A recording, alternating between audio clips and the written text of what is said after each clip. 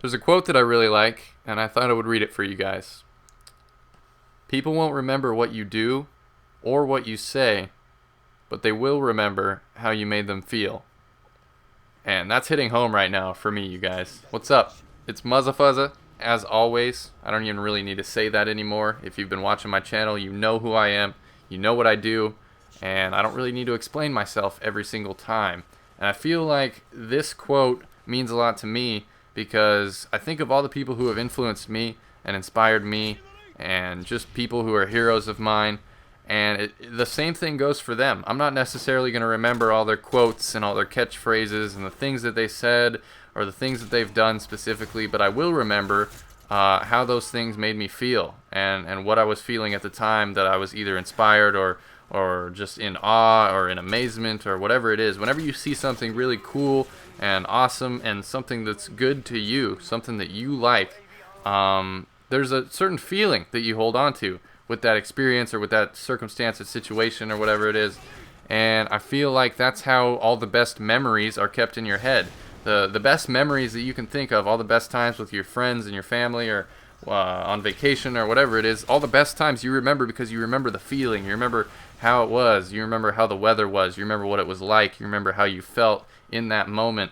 And the same thing goes for a video game. Honestly, people shit all over Modern Warfare 2. People say Modern Warfare 2 is one of the worst Call of Duty games ever made simply because they don't like the one-man army noob tubing with the Danger Close Pro and just all the idiots that play this game and do really stupid, cheesy tactics. It gives the game a bad rap. But I remember when Modern Warfare 2 first launched, when it first came out, it was one of the best experiences I've ever had on Call of Duty. I was literally just in love with the game. I was playing the game day in and day out. I didn't care that I was getting bad lobbies or going up against noob tubers or quick scopers or tryhards or whatever it was. I was just really enjoying the feeling that I was getting from playing the game.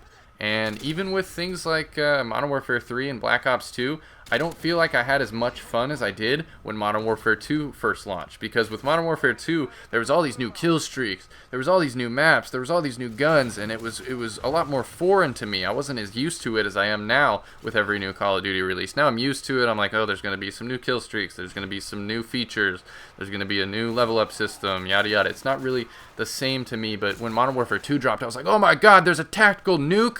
Oh my god, you can snipe and it's amazing, and you can snipe with sleight of hand pro and it's different. And I really held on to this feeling of just loving Call of Duty. And it didn't matter if it was Modern Warfare 2 or not. Like I was in the zone and I loved the game. And I've been on and off with Call of Duty over the past few years. It's been my main game, but I've been kind of slipping away, and I feel like it's probably for the better that I'm not some hardcore Call of Duty addict for the rest of my life. I don't think that would be very healthy, and I don't see myself going pro or MLG or competing in tournaments for Call of Duty anytime soon.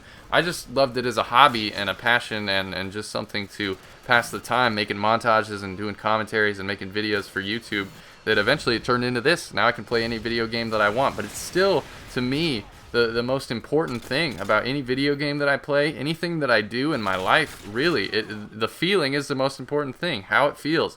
If it makes you feel good, if it makes you feel satisfied, if it makes you feel like you're doing something that's really fun and enjoyable, or not even just fun and enjoyable, just something that's worth doing.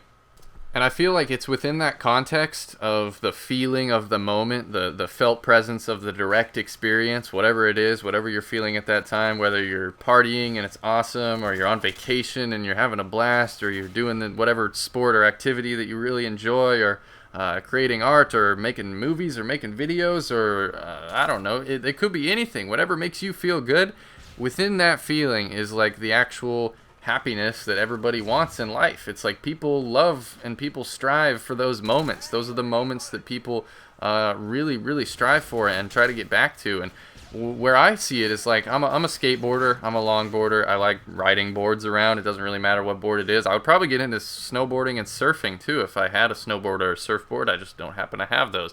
But I've always been fascinated by boards with wheels to get you around. And some of my favorite moments with my friends have been like either crazy skateboarding moments where we either get kicked out of a place in public, or we're just flying down stair sets or handrails or whatever, just trying to learn new tricks and things, or we find a new gap or a new skate spot, or we're bombing like a giant hill on our skateboards or on our longboards especially. I was always bombing hills and going super fast, and I even fell a few times and really wrecked myself to the point where I almost had to go to the hospital.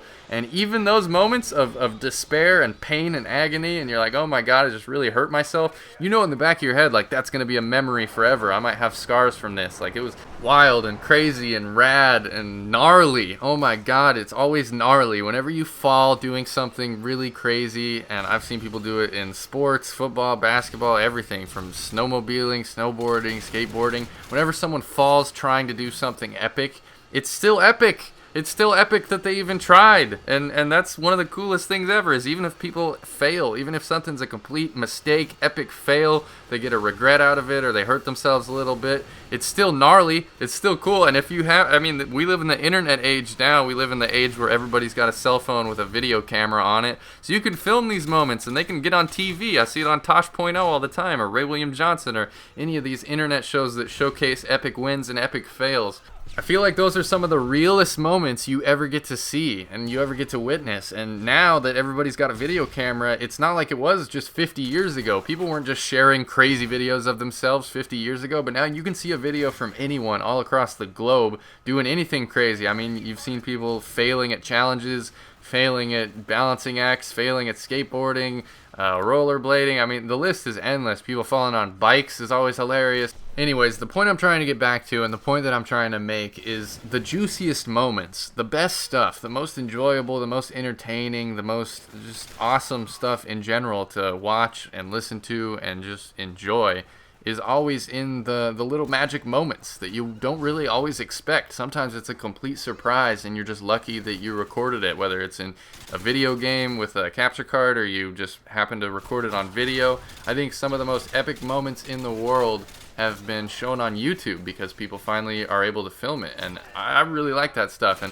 it's all about the feeling, really. Like, it's all about the feeling of what it was like at that specific moment in space and time, and just how the person felt and what was going through their head. And that's the stuff that I love, and I feel like the most epic videos that I've ever made capture that. Like, all my best montage moments, they're just really clips from moments in time where I either got really lucky, or I got a kill feed, or I got a triple, or I got a crazy no scope. And a lot of it is luck, but I think luck leads to some of the most awesome moments in your life. And it's not always just random luck. Sometimes it feels like it was meant to be. And I'm not even a superstitious guy. Like, I'm not the guy that would say, like, oh, if it happens, it's because it was meant to happen, and there are no accidents or anything like that. Like, I'm not woo-woo or new age at all. I just feel like, if you think about it, all the best moments, all the most beautiful moments, all the most amazing moments in my life and in most people's lives that I know of are because of the feeling. It's because of the mindset. It's because of the attitude that you had at that moment in time, and whether or not you were able to have a good time and enjoy yourself and laugh and just let it go, or get angry and rage. And sometimes getting mad and raging is actually enjoyable. Like, sometimes I see why people get so mad at Call of Duty. It's because it's how they get, like, it out. It's how they get it off their chest. It's how they vent. So I don't think even rage quitting and raging and all that stuff is all that bad all the time. But that's a Modern Warfare 2 commentary in 2013. Oh my God, I didn't think I would be doing this. But I got some MW2 gameplay, and I thought I would post it for you. And, of course, the game-winning kill was a noob tube, so go figure. I hope you guys enjoyed. Please continue to support me. Like the video if you liked it. I would really appreciate it. And please check out all my links down below in the description. I've got Twitter and Facebook and Instagram, and check me out on all of those. Other than that, this has been Muzzafuzza. Thank you for watching, and I will see you guys next time.